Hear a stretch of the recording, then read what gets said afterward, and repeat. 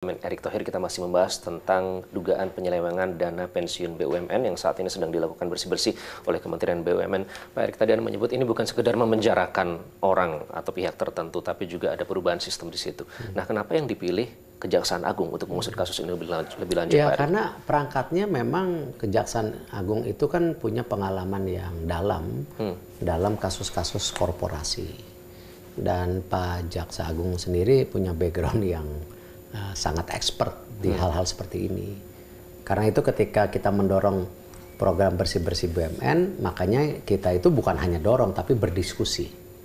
Terjadi kesepakatan baru kita dorong. Contoh misalnya untuk Garuda. Itu kan Garuda itu ada kasus korupsinya di mana pengadaan pesawat terbang yang harganya waktu itu dibandingkan rata-rata dunia yang 8%, Garuda menyewa 27%. Nah, lalu itu diturunkan. Kenapa bisa mahal? Di mana keputusan yang salah? Nah, akhirnya kita sepakatin ini kasus korupsi, tetapi saat bersamaan ini juga harus direstrukturisasi dengan payung hukum ketika kejaksaan waktu itu mengambil posisi yang namanya ini pidana termasuk lesor-lesor yang mendorong harganya lebih mahal. Itu kan langsung makanya lesor-lesor ambil posisi bahwa tidak seperti itu. Ini oknum gitu. Nah, akhirnya kita bisa restrukturisasi total waktu itu di PKPU sampai 98 atau 99% menyetujui restrukturisasi itu. Dan memenjarakan dan merestruktur, akhirnya sistemnya terbentuk dan hari ini bulan Agustus Garuda itu sekarang menjadi perusahaan yang sangat sehat ketika apa? Profit atau laba sebelum depresiasi dan pajak itu sudah mencapai 4,7 triliun. Nah, itu yang kita mau. Bukan hanya menangkap memenjarakan, tapi juga menyelamatkan perusahaannya dan siapapun yang ada di bawah perusahaan itu seperti nasabah ataupun siapapun lah ya, kan perusahaan ini supaya bagus gitu. Tetapi ini menjadi sistem dan menyehatkan. Nah gitu. Nah ini yang kita pengen kenapa program-program bersih-bersih BUMN ini jangan di stigma hanya menjarakan. Tapi ini bagian restrukturisasi, perbaikan dan menjadikan juga BUMN sebagai benteng ekonomi nasional. Sama seperti dana pensiun, BUMN-nya sehat, pensiunannya harus sehat gitu. Kalau nggak kasihan dong. Nanti para generasi muda atau mungkin yang sedang bekerja hari ini 10-15 tahun yang lagi kan nggak dapat apa-apa. Nah ini yang saya lakukan, kesinambungan, kesejahteraan tidak hanya BUMN tapi semua manusianya. Jadi selanjutnya apa Pak? Tadi contoh kasus sudah di analoginya seperti kasus Garuda di masa lalu ini maskapai. Tentu ini akan berbeda dengan masalah dana pensiun BUMN. Langkah selanjutnya apa yang akan dilakukan setelah berkoordinasi dengan BPKP dan membangun sinergitas dengan pihak-pihak lain? Jadi satu mengaudit, memenjarakan oknum-oknum sehingga terjadi perbaikan daripada dana pensiun ini standarisasi yang sama, tidak standarisasi yang berbeda.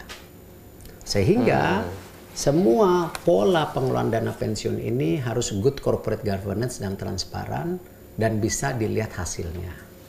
Ya, contoh misalnya salah satu yang sering digelapkan sama Asabri dan Jiwasraya yaitu faktor investasi saham. Nah, ini kan Anda menyebut mismanagement tadi di situ ya, penggelembungan. Nah, istilahnya. Belum kalau investasi tanah yang di markup. Nah ini kan hal-hal yang saya rasa kita nggak boleh seperti itu. Kalau kita bicara yang namanya pensiunan itu kan mereka mau cari aman. Apa benar kita mencari return yang setinggi-tingginya sampai 20-30%, tapi sebenarnya tidak aman. Ya, pembayaran pertama aman, pembayaran kedua aman, returnnya tinggi, pembayaran ketiga, padahal sebenarnya itu apa? Ponzi scheme. Ya, pas keempat hangus total. Nah, ketika dituduh ini menipu, loh kan Anda pernah dapat 1, 2, 3-nya. Tapi begitu keempat hilang total. Pensiunan tidak mencari itu. Pensiunan mencari keamanan. Makanya investasinya pun harus dirubah untuk investasi yang aman. Nah, hal-hal seperti ini yang menjadi cukup kompleks dan detail. Nah, tapi selama setahun ini kita lakukan yang perbaikan-perbaikan. Tetapi kalau sudah pidana kan nggak bisa kita. Oke, mismanagement investasi yang ternyata berbuah petaka ya Pak ya. Selama ini berarti tidak pernah transparan Pak? Bisa terus-menerus berlangsung berlarut-larut? The fact ya, realitasnya seperti itu. Yang terjadi di Asabri Jiwasraya termasuk yang hari ini. Dan ini baru 4. Baru 4 ya. 48, 70% tidak sehat, berarti ada 34. Ini baru 4, masih ada 30 masih lagi ada 30. Ini kan apa ya, kotak Pandoranya sudah dibuka ya Pak ya. Kemudian apa harapan Bapak selanjutnya ini terkait dengan pengelolaan dana pensiun BUMN, karena kan sudah dipetakan nih masalahnya itu ada di sini. Nah, supaya ke depan lebih baik itu harus seperti apa sudah, Pak? Sebenarnya supaya istilahnya pensiunan tidak terzolimi gitu ya. Sebelum menangkap, justru inilah yang namanya konsolidasi sudah terjadi. Gitu. Ini sudah dijalankan sekarang. Perbaikan dana pensiun hari ini sebenarnya udah berjalan. Berapa bulan terakhir ini? Baru 6 bulanan. Ya, seperti Bank Mandiri dana pensiunnya sehat. BRI perlu perbaikan. Apa yang berubah Pak? Yang diperbaiki apa? Good corporate governance dan pengelolanya. Ya, bahwa yang mengelola dana pensiun ini, saya tidak maksud menurunkan level pensiunan, tapi ya yang namanya pengelola dana pensiun ya harus profesional, gitu. Yang memang punya background manajemen dan keuangan yang baik, bukan karena individu ini bekas pensiunan ini harus kita hormati, bukan. Belum tentu dia capable, ya kan? Nah, kita harus mencari expert yang bisa mengelola dengan baik. Makanya salah satunya dana pensiun ini didampingi oleh AFG. Insurance company kita, gitu, yang mendampingi supaya ini loh standarnya, nggak boleh yang ini. Nah, yang ini kalau masih dilakukan, berarti nanti masuk yang ini, gitu. Ya masuk kejaksaan maksudnya. Artinya ada mekanisme monitoring yang baru ya Pak, lebih ketat ya, lebih strict ya. Kalau enggak ya nanti jadi bom waktu gitu. Oke, tidak ingin ada bom waktu selanjutnya. Nah, lebih baik dilidahkan hari ini. Meskipun itu pahit ya dan banyak kejutan. Pahit. Tapi ya ini bagian tanggung jawab yang harus kita jalankan. Oke. BUMN-nya sehat, pensiunannya mesti sehat gitu. Oke, Pak Erik, ini menjadi apa ya, sesuatu yang memang bahkan Pak Erik sendiri tadi cukup menyatakan bahwa saya biasanya tidak pernah mengeluarkan kata-kata yang seperti entah itu biadab atau kata-kata semacam itu.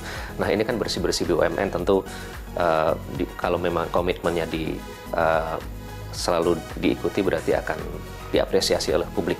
Tapi di sisi lain Pak, upaya bersih-bersih BUMN ini bagaimana membuktikan bahwa ini memang komitmen Pak Erick Thohir untuk bersih-bersih BUMN, tapi di sisi lain ini akan menjelang tahun politik.